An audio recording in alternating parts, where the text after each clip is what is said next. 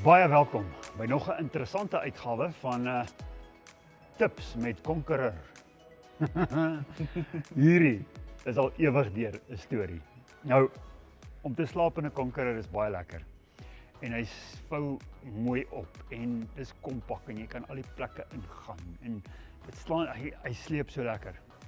Maar as jy moet begin bed opmaak, dan is dit altyd 'n probleem.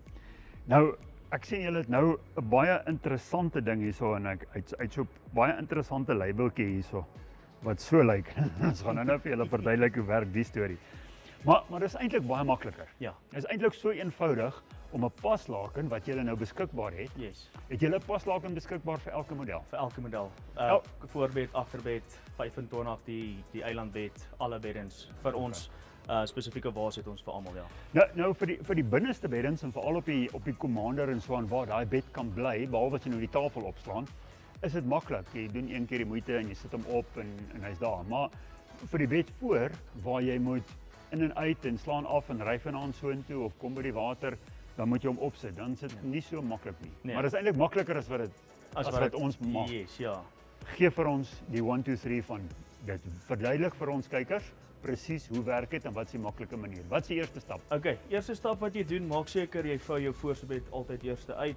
Sit jou fly sheet oop, maak seker jou matras is op sy plek, maak seker jou U-frames is op die plekke waar dit moet wees.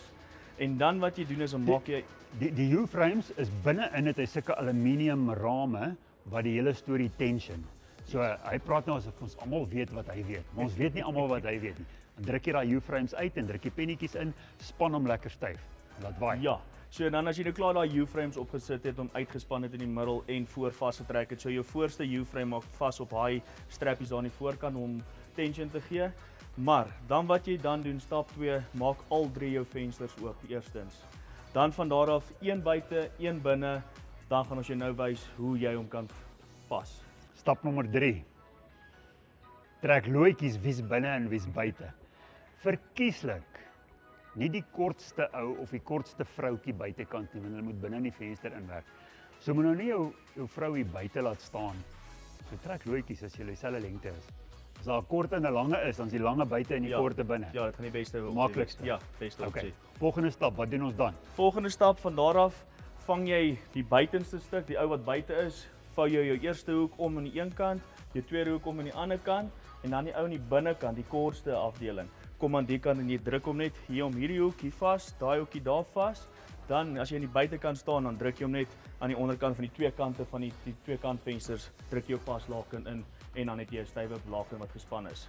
Hierdie wit labeltjie, waar begin hy en is dit waar ons begin mee? Ja, so die wit labeltjie sit ons altyd aan die voorkant, want dan weet jy hy's klaar in 'n square gespan. So jy sit hom altyd aan die voorkant. Okay, so die kortste persoon staan binne met die label voor hom en hy duik op die bed En hy gooi hom deur, ja. tot daar Ja. en dan vat die ou aan die buitekant oor, hoek, Punt. punt, trek uit, kort persoon dan op, hak hom net hier oor, Haak hom met oor en druk hom met die kante in en dan sy styf gespan. kussings, komberse, Wy en dan knie slaap. daar's hy. Ja. Dan duik hulle saam of nie saam.